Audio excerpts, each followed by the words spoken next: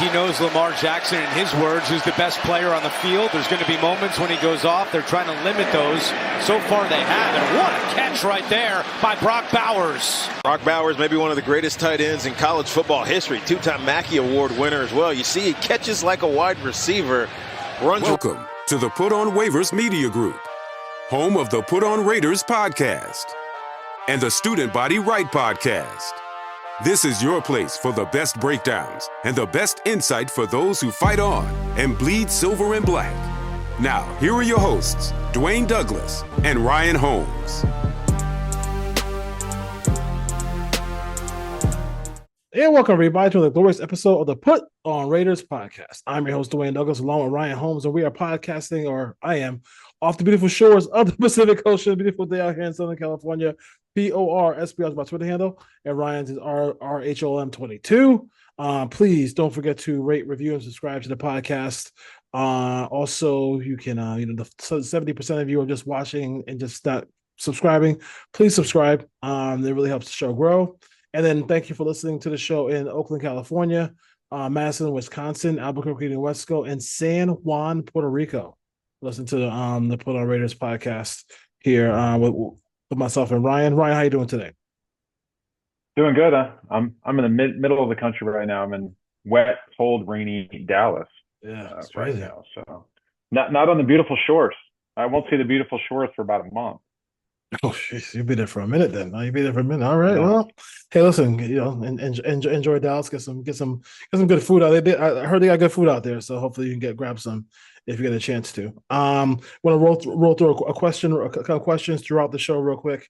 One was, what's going on with Stafford? I guess because James from Massachusetts wants to know about that. I don't think the Raiders are in line to get Stafford. I think without whenever everything is ending, however things end, I think he'll end up being a Ram.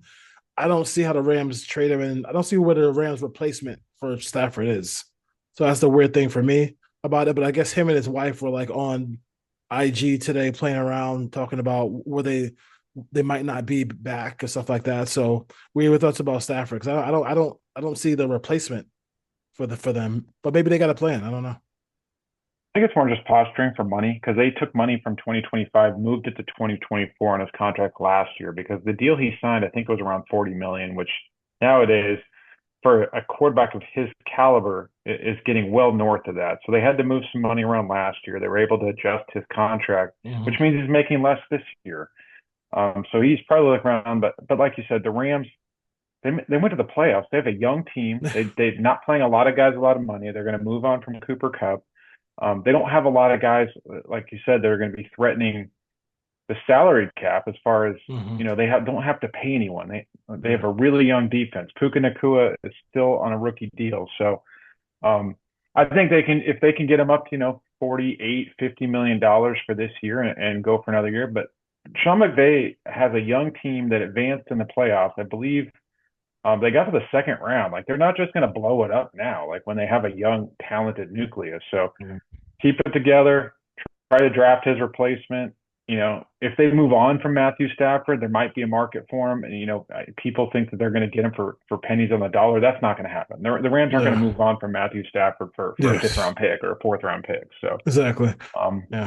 I fully expect him to be back with the Rams. And if he did become available, I don't know if the Raiders are the right fit, because it's gonna cost a lot of draft capital and a ton of your cap space as well. Yeah, and you can't really spread it out because he's 30, 37, 38 years old. Yeah, I think it's like I said, the posturing sounds about right. I really don't see where he's going to be. Where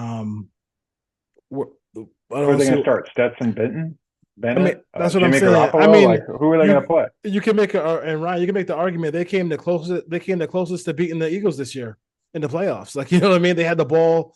If they just would have blocked Jalen Carter at the end of the game and not let him run right up the middle, they had a chance to win that game. Yeah, exactly. And then they're in the NFC Championship game. Exactly. So to blow that up right now would be kind of weird. It'd be kind of weird to me. One more. Neil, he actually is from Idaho and a Raider fan, and probably a Boise fan as well. Wants to know about would Genty be crazy at 6 for the Raiders? I think the way they are set up right now, I think it would be crazy only because the way the team is set up right now, and also they just have it just this you could never have this draft has so many running backs. This is no slight to Genty, but I just feel like it behoove the Raiders to not draft Genty at 6 and then move on to another back later on because they probably need two backs. I think they can get one. I think they can get one in the third and sixth round, third and fifth round, and second and fifth round, and be fine. I'll answer the question. Yes, it would be crazy to take a running back at 6. And I know Saquon went second. And I know he just won a Super Bowl. Saquon was a different animal. He had elite home run speed. He was great in the passing game, physical runner. We'll talk about the combine later, but the first question I wrote down about the combine is what is Ashton Gentry going to run in the four? Is he going to be a 4-5 guy, or is he going to be a 4-3-5 guy? Like he's going to have to run on the 4-3s if you want to take him at 6. And the shelf life is just too small for running backs. 100%. They get teamed up. You need multiple. The Raiders are not at the point where they're a running back away. They need to build the trenches. They need an X receiver. They need a corner. When you're in the top 10, and you have to think about the second contract and what you're going to pay these guys. And when you get to the 5th-year option, it's basically a franchise tag. So like at that point, like you want difference makers on your football team, and that's usually edge rusher, offensive tackle, quarterback, or corner. And that's usually what you want to take in the top 10, unless you have a guy who's an elite talent. And Genty is in a normal draft, maybe. Yeah. You could talk about him in the top 12 to 15, but like you said, this draft has so many running backs. The running backs are going to go 20 deep in this draft. Like it's crazy. You're much better off getting an elite playmaker at a more valuable position, and then just doubling up on running backs later. Yeah, because the Raiders are in a situation where they need to anyway, and it makes sense to do running back by committee. Like I mean, it just makes sense to do that for the Raiders going forward. Thank you for those. Thank you, Neil and James. We got a couple more, but we'll go throughout the show with those. Super Bowl. I found this Super Bowl to be incredibly enjoyable. Delightful in so many ways. And I think it was like more along the lines of like the funny thing about to me was like everybody has this epiphany now, right? Like, oh wow, you just get you just draft the defensive and offensive lines, and all of a sudden you become, the Eagles. It doesn't quite work that way, but like, yes, it does make sense to build the trenches. I mean, it's always you never go wrong, totally, when you build the trenches. But I do want to give Jalen Hurts another just a huge pat on the back because this was the second Super Bowl where he just played really well. He played outstanding in the first Super Bowl, and he played great in this one as well. And because Saquon, I think Saquon was like 26 for 50-something yards in this game. But he really did a great job of getting the ball down the field, and getting the ball to the receivers. And I want to give him a lot of credit because I know he took a lot of from his story from getting replaced from Tua to now being a Super Bowl champion is something that Disney movies write. Yeah, building the trenches is important. Having an elite pass rush and having waves of pass rush is important. But let's not overlook the fact that Jalen Hurts was the MVP. Jalen Hurts ran for 70-something yards on the ground. He threw for 2 touchdowns. He threw for 220. He was able to, when he took the shots down the field, he was able to connect on them. Yep. This isn't like winning a Super Bowl with Brad Johnson or anything like that. Jalen Hurts is a talented quarterback. He's a dual threat option. He's improved tremendously from his time in college to the NFL. And I think when you start thinking about it, we're giving so much credit to the defensive line, but they locked up those receivers. Like, let's talk about the defensive backs. Like, you can build a defensive line all you want, but if you can't cover anyone, it doesn't matter. So let's give Cooper DeJean, let's tip our cap to Mitchell, to Quinyon Mitchell, to CJ Gardner-Johnson, to Zach Bond. So they had playmakers all over the field on defense. They had a great scheme. They had a great game plan. They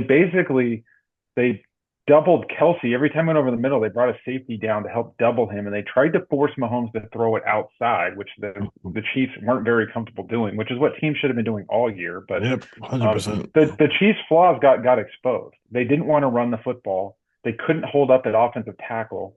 And then when they had to move Joe Tooney out, they not only got worse inside, they took away the strength of the offensive line, which was the interior 3, and now you have to play a backup left guard. And the Chiefs just didn't have a ton of playmakers on the roster on offense. So they were able to skate through the regular season. They had some calls go their way. They won some close games because of Mahomes. But like I said, like the Eagles aren't just a defensive line or an offensive line. They have Devonta Smith was a first rounder. He's a top 10 pick. They have A.J. Brown, who's a perennial Pro Bowler. They have Saquon Barkley, who arguably could have been the MVP of the league. Jalen Hurts is a Pro Bowl quarterback. Dallas Goedert is a top 10 tight end in the league. So this wasn't just 4 pass rushers and you win a Super Bowl. You know, that kind of got blown out of proportion. The Raiders do need to add the pass rush. They do need, but they have so many other holes. But the key is, let's not forget, it's not like they didn't have a quarterback.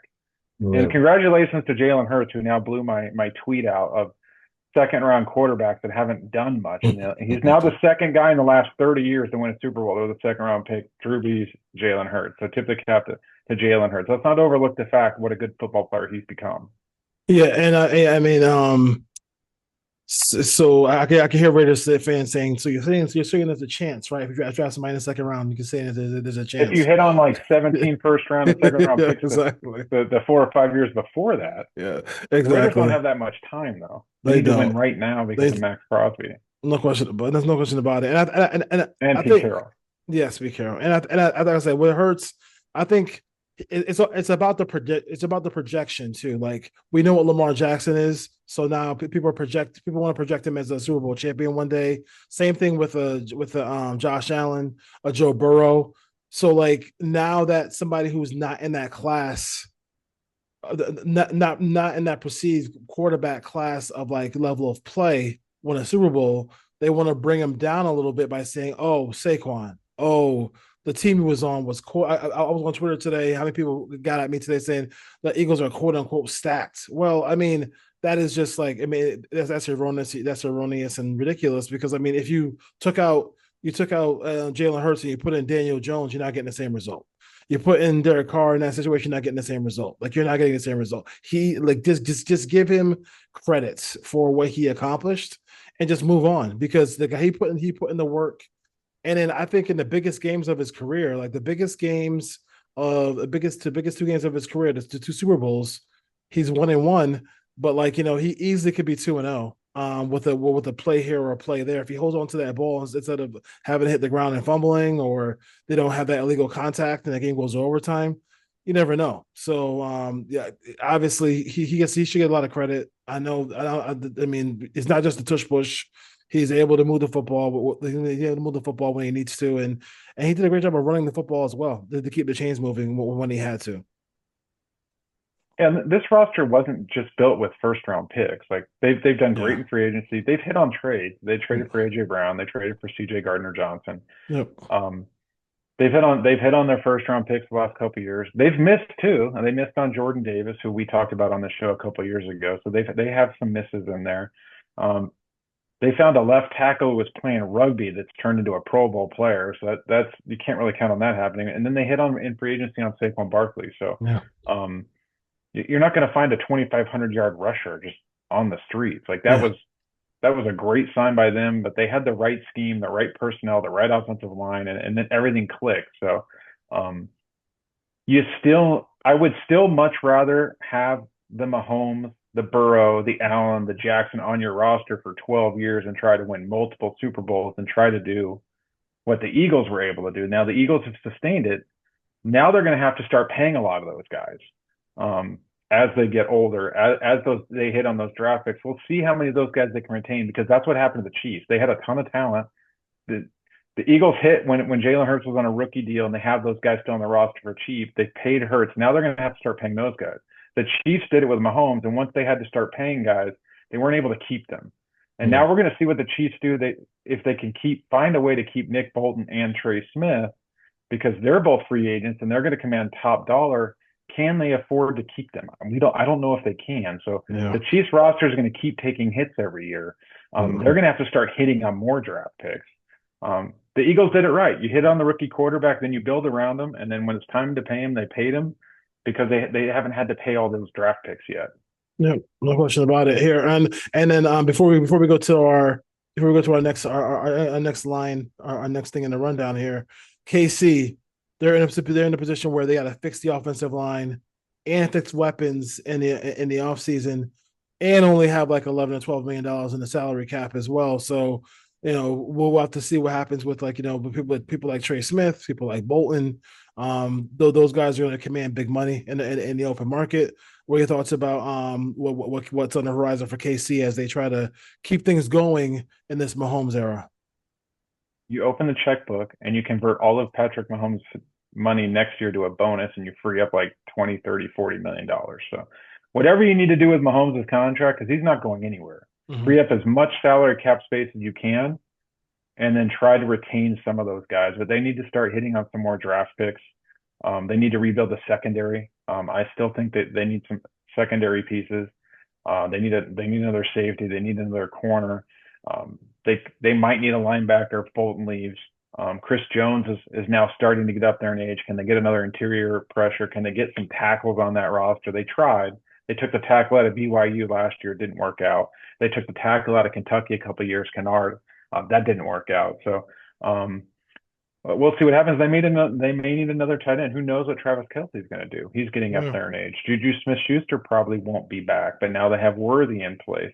They're going to get Rice back next year, perhaps. So what do they do with Marquise Brown? He may not be back. So we'll see what they do. They're going to have to answer a lot of questions. And I had this conversation, someone at the Super Bowl party I was at said, now the dynasty's over. And I said, it's not over. Like, just because you lose one doesn't mean it's over. Like, you still have to deal with Patrick Mahomes and Andy Reid for the next 5, 6, 7, 8 years. However, Andy Reid's going to stay along. And then Mahomes may even be longer than that. And Spags, too. It's not over. I mean, listen, you can see the logos behind both of our heads. We hope we want it to be over, but you got to take it from them. As long as Mahomes is there, they're going to be, especially because like the thing about it, they're going to kill it in the regular season every year. So that's the issue. They're always going to be in position to do something. Let's head over to the draft here now. The combine is the next step in the off season. Just going to kind of pick brains a little bit and see. We saw a little bit of stuff in the East-West Shrine game. We saw some stuff in the Senior Bowl. So what are we thinking here as far as like guys who are, interesting questions or some of the things that fans should be looking for when the combine rolls up here, coming up soon out of Indianapolis?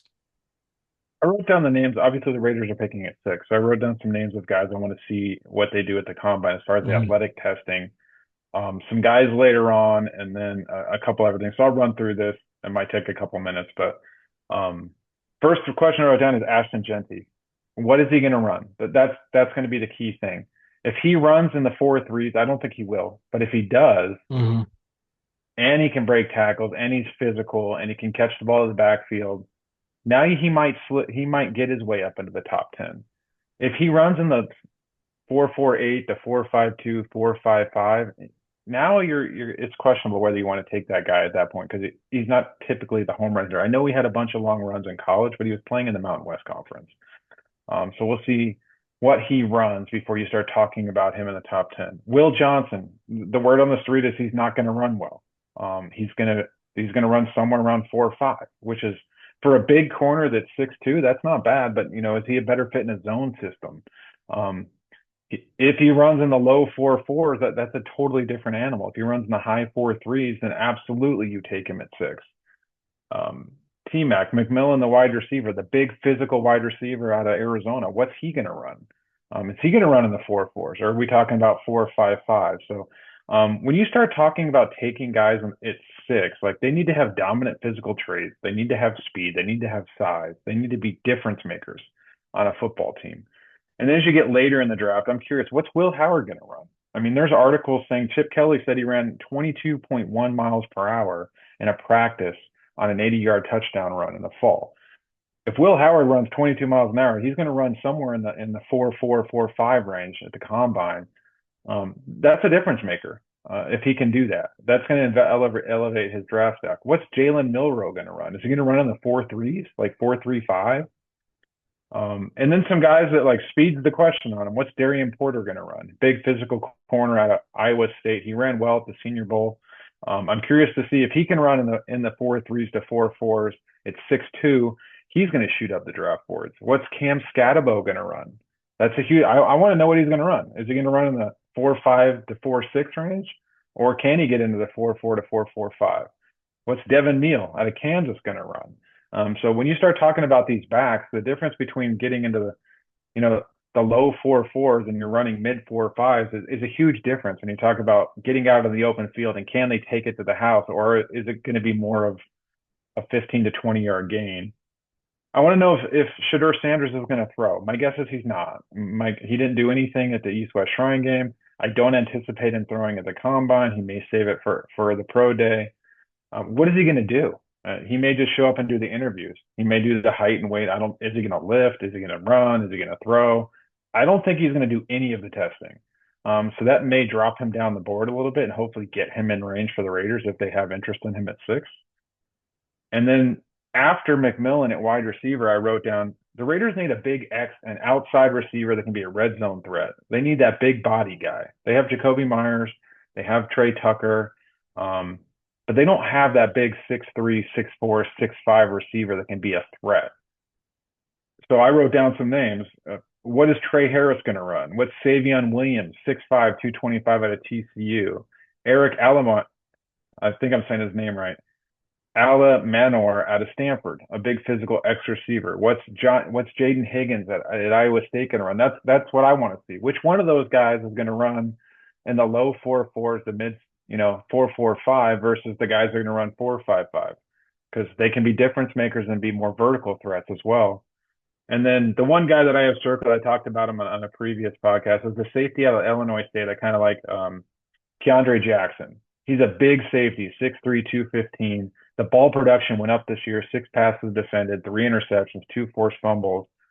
What's he going to run? Because he looked good in man coverage at the Senior Bowl in the drills.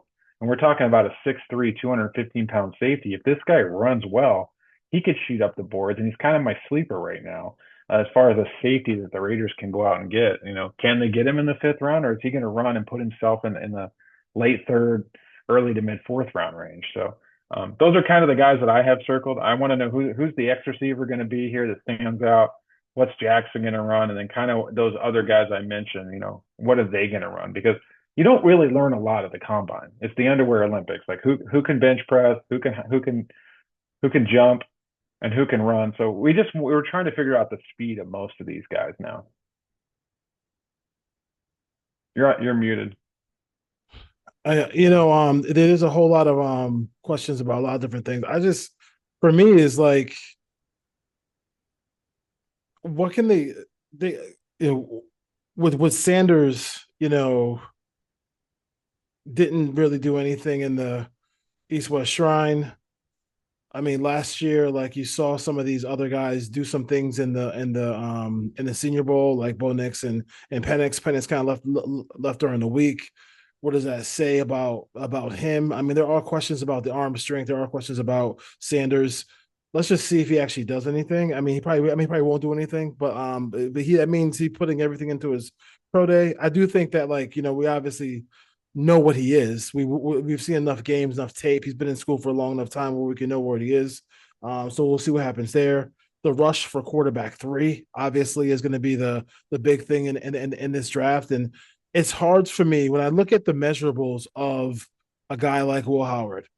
And I see him now, like, I mean, he's like the 7, he's like a ranked number 7 right now, probably like a 4th or 5th round pick by most people.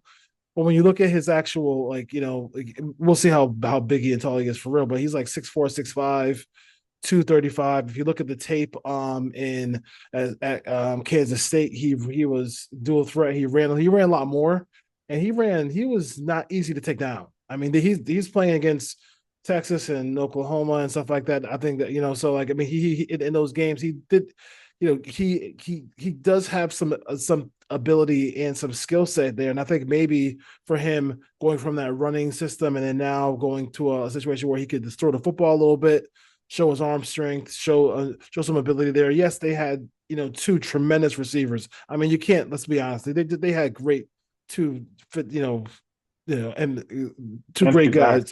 The 2, I mean, those guys are going to be top 15 picks, both of them. So we all know that. But he still has to execute the play.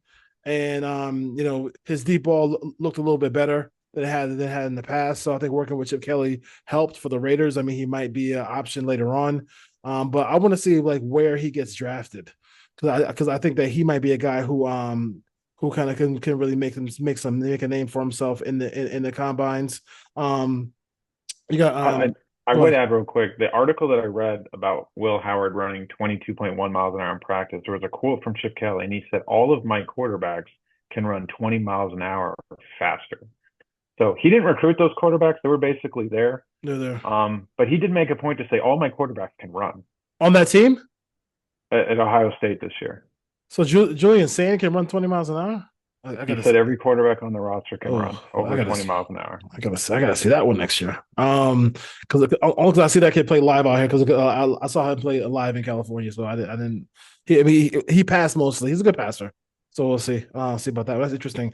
Is Jack Sawyer a big time edge rusher in the NFL level? I mean, that's something that I mean I'm seeing him get. I'm seeing him get. I had that same face that you made just now. Like I don't know. I don't see the bend. He's more of an effort rusher. Yeah, and that's what I'm saying. Like, I mean, can he like what's his what is his cone drill going to be like?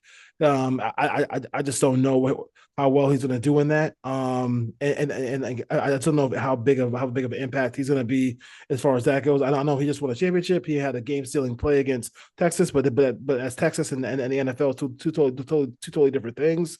You also have written down here. We had the same conversation about Will Johnson. My thing is, obviously for the Raiders, it doesn't matter because it's Brock Bowers. They already have that. But who really is the tight end one? Like, you know what I'm saying? Because I know people want to put the Penn State kid there immediately.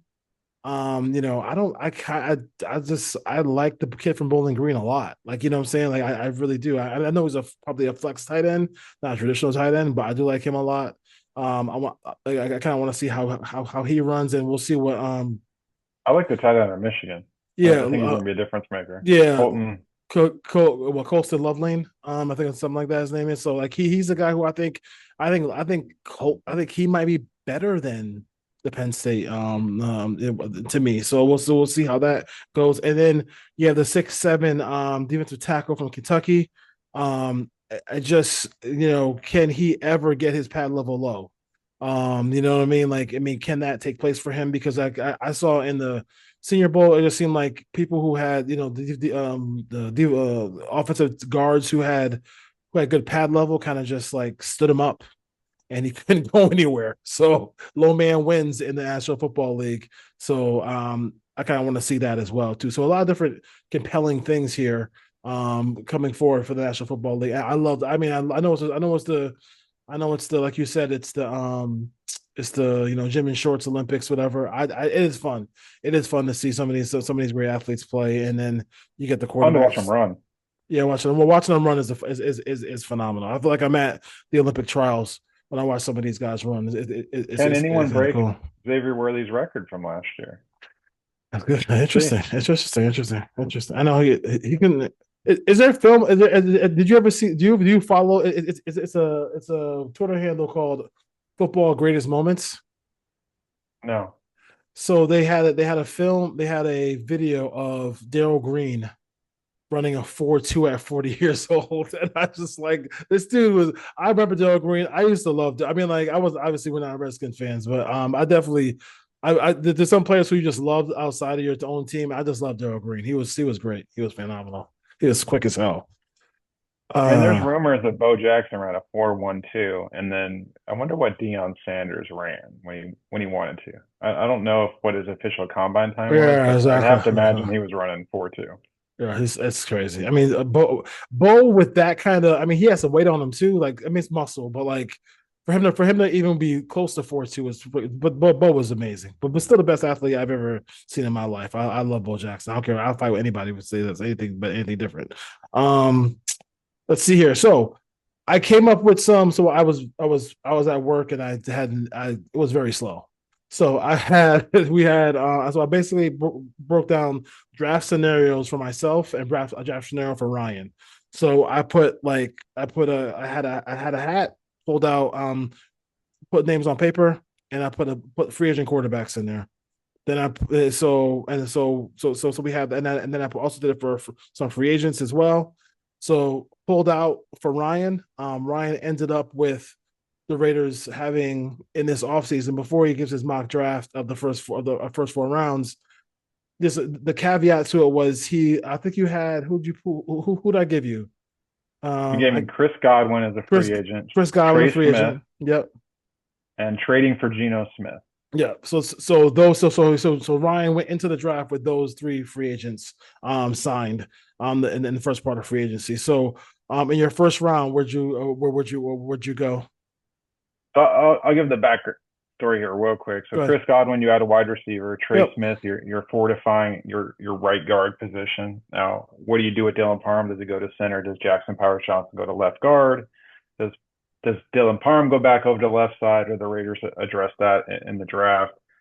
As far as Geno Smith, they'd have to trade for him. So I know it's unlikely they're going to trade for him, but in this scenario, I gave up the fourth round pick, which was pick 107. It's a high four.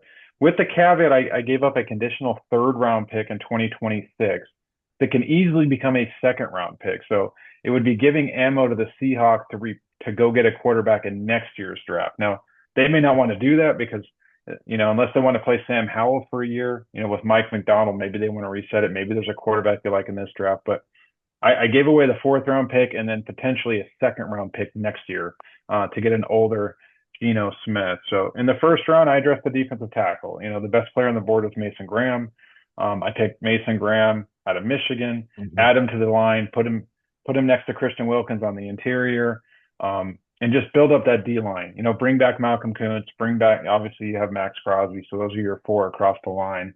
And then you can build out the second unit with the Adam Butlers, with the Jonah Lealos, who was on the team last year. You can draft another guy later. You can draft a Pebbles out of Virginia Tech. You can try to bring back Chase on. You have Tyree Wilson still on the team. So I addressed the defensive line at pick number 6. Ooh. For myself, I had Sam Darnold. And then I had I'm trying to think what else I had. I had Sam Darnold, wide receiver Brandon Cooks, and then and the Raiders also picked up Nick Bolton, the linebacker from the Kansas City Chiefs. So that was my draft scenario. In my draft, I kind of looked at it as what would the Raiders do. I didn't do what I would do. Because in my draft, I had Cam Ward sitting there at 6. And if it was Dwayne picking the player, I'm still taking Cam Ward. But it's the Raiders doing it. And I think if the Raiders get a younger quarterback like a Sam Darnold, they're going to try to build a roster and win now. So I took Ted McMillan, wide receiver out of Arizona, to give them that big receiver to go along with Jacoby, to go along with Brock Bowers, and that kind of fills that situation out in the first round.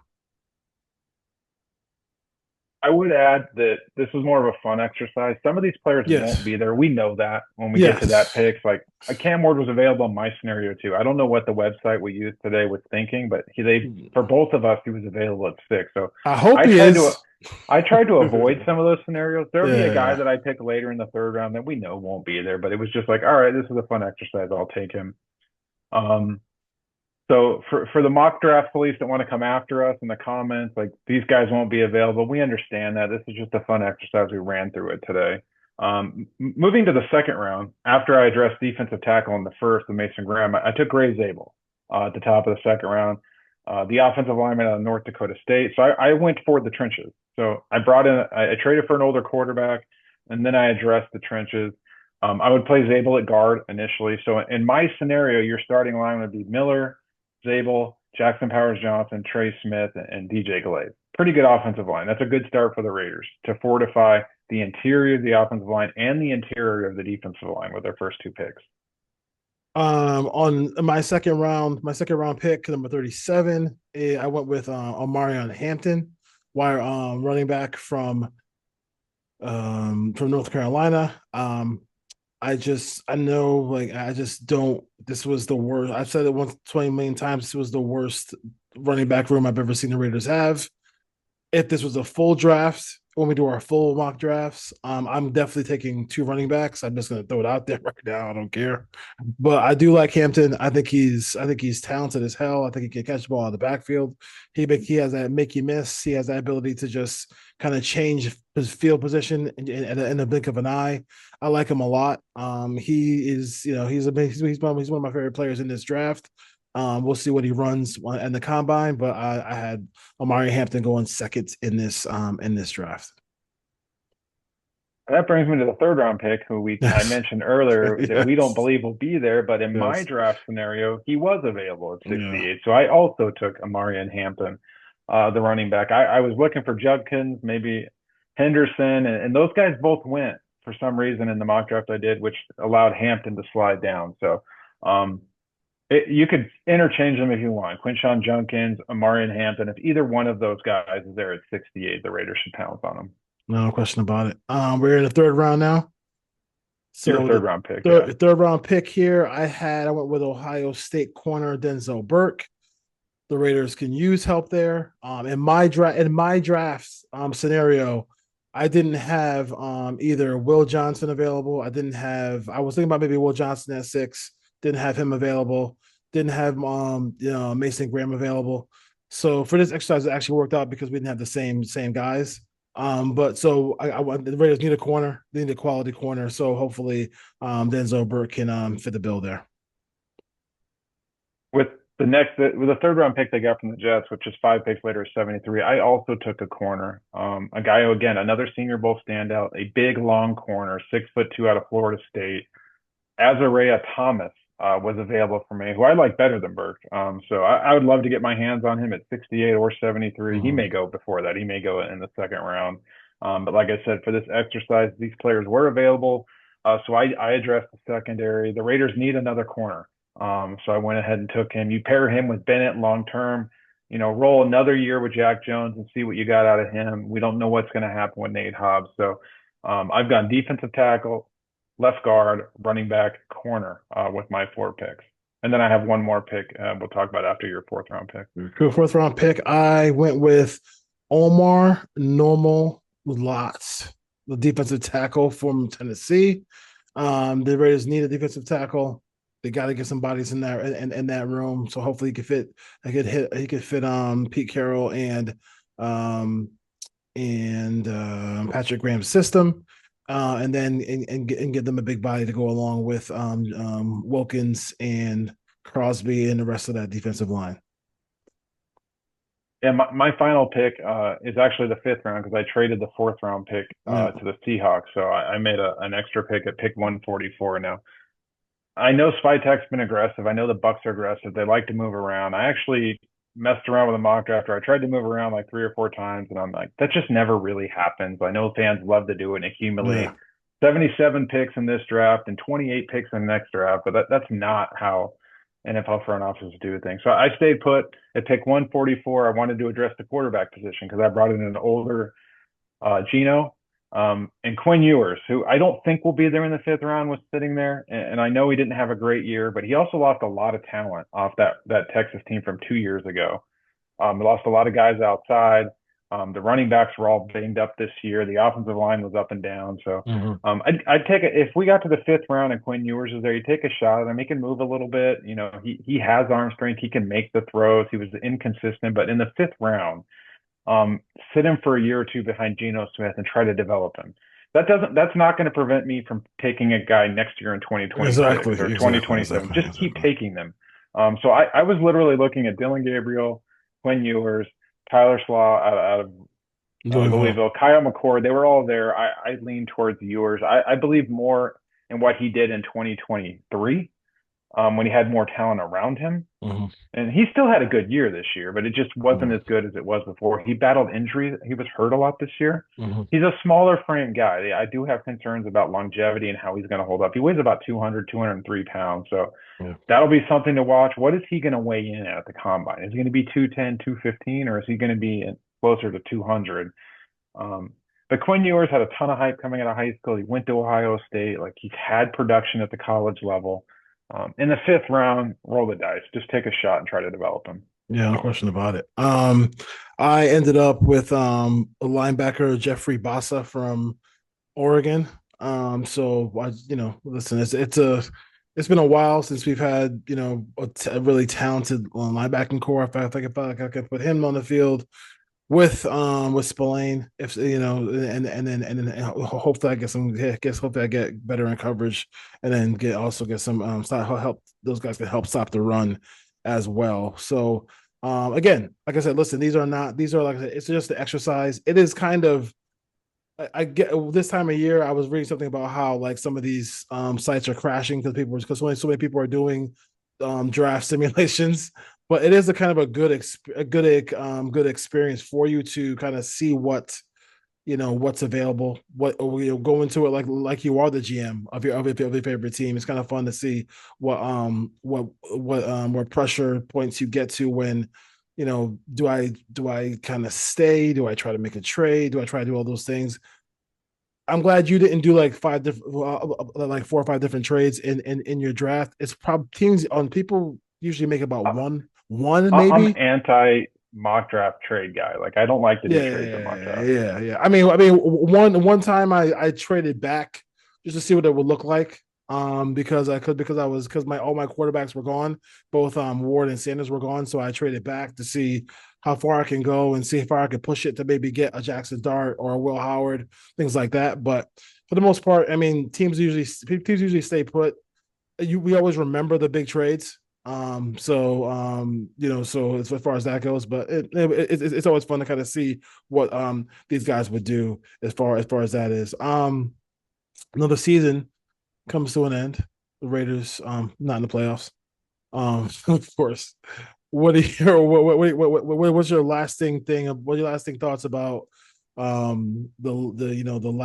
this season for just the NFL around the NFL and with the Raiders. The Philadelphia Eagles win it. Obviously, that GM Howie Roseman is just. I mean, I know they have a Nick Foles statue, but it's time to build Howie one because when I grew up with the Eagles as a guy watching the Eagles on the East Coast, they weren't close to this. Man, they are just a machine, man. Yeah, I want to know what they're going to do to fill the offense coordinator position. So they just lose Kellen Moore. He goes to become the coach of the Saints. Yeah, Sirianni hired Brian Johnson or elevated him 2 years ago. That didn't work out at all, at all. at He was all. bad. So He like was bad. He was bad. Kellen Moore becomes available after the Cowboys let him go. They hire him. They win a Super Bowl, and now he's the head coach of the Saints. So what are they going to do there? This is a copycat league. So our teams, the two leading rushers in the Super Bowl for each team were Jalen Hurts, Patrick Mahomes. The quarterbacks were the leading rushers. I don't know if there's ever been a Super Bowl where the leading rusher for both teams was the quarterback. Yeah. So our team's going to try to get more aggressive to get these athletic, mobile quarterbacks. This is a great year to need defensive linemen. We just saw a defensive line dominate the Super Bowl, just like the Giants did. This isn't the first time. The Giants did it, the Patriots back in the day. We've seen the Ravens do this. There's a ton of guys in the draft, but there's also going to be marquee pass rushers available. And Myles Garrett is available, allegedly. Like, who's going to make the move to go get those guys? Yeah. Max Crosby will not be available most likely. I know that Green Bay seems to think that he's going to be available. The fans are all over, Twitter thinking he is. We'll see. The Raiders should just give him a contract extension, keep him in house.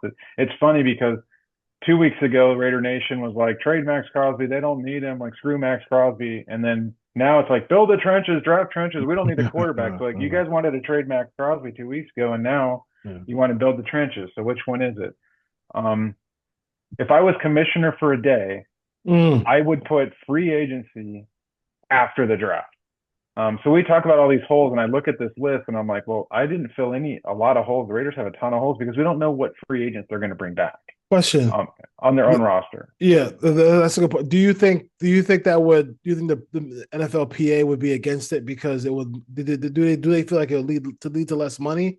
I don't know. I don't see how it would because the draft guys they're slotted. So like the free agent money is still going to be free agent money.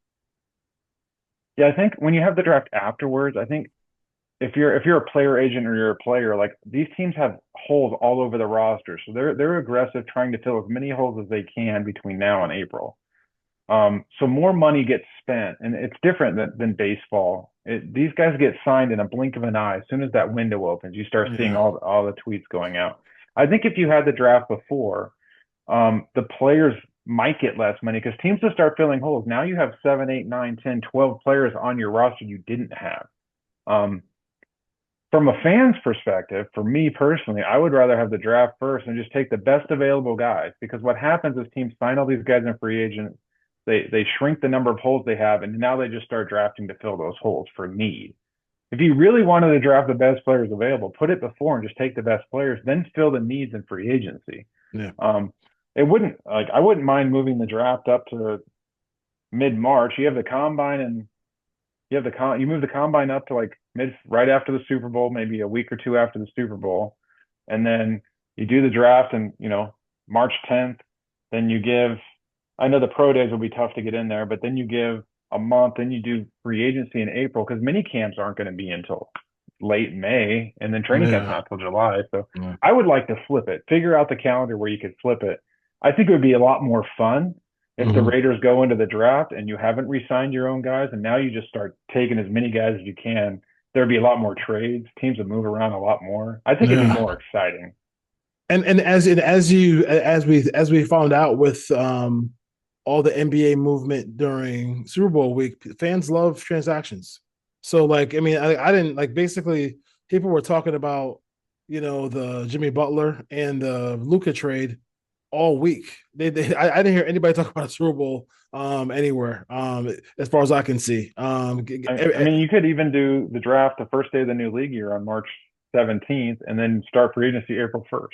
Yeah, that's true. You could do that too. That'd be cool. So that'd be cool. I mean, I'm not sure why they don't do it that way, but we'll have to see. My biggest thing is just, I think it's coming, but I don't want to see an 18-game season. But I know it's coming. I know it's coming. Go ahead. It's coming because did you see that they released the dates for the next couple of Super Bowls? So I believe next year it's February 7th. Yeah. But the year after that is a week later. I think it's February 14th. So it's during the holiday weekend, the President's Day weekend. Yeah, so I don't know if it's next year or 2 years from now, but there is a Super Bowl coming up where they released the date a day or two ago that was a week later than normal. It's February 14th. So yeah, unlike other sports, the NFL owners will tell you when they'll tell you what's going on. If you're the Players Association, I'm sure they'll try to compensate and give a cut to all those things like that as well. I don't want to sit in. I just want to see there be a standard thing for offside. February 14th, 2027 is a Sunday. So February 14th, 2027 will be the date of that Super Bowl 2 years from now. So they're already doing it. Yeah, it's already doing. Listen, it should be it getting pushed back to that week is cool because it's a week where you don't have to be to work on Monday for most people. So the call out, the massive call outs on Monday morning will not be a thing. But yeah, 18-game season is coming, so they got to just get ready. Do you think they go two buys? They go two buys during that year? They have to if you go to 18 games. For people that like me who really get busy with their job that weekend, February 14th, 15th, 16th, I may have to work on Super Bowl Sunday every Sunday starting in 2027. Yeah, it's coming. It's coming, folks. It's coming. All right, folks. Thank you for watching, listening, all that stuff to the Put On Raiders podcast. We definitely appreciate it. And then the draft this is a fun time of year. Team building is really just fun. And talking about it and seeing what teams do. I think there was a Todd McShay video where he talked to DaCosta from the Ravens. It's interesting to talk about. It's a very interesting interview if you want to hear about team building and how they got Lamar Jackson. It still, kind of boggles my mind a little bit that they took Hayden Hurst over him. But hey, it's all good. We'll see. The Angels took Randall Grichuk over Mike Trout, but they still get credit for drafting Mike Trout. That's Trout, exactly. So they get credit for it. So they still pulled the trigger. So we'll see. All right, Brave Nation. Take care, Ryan. Stay out of the rain, man. Stay dry. All right, take care. Take care.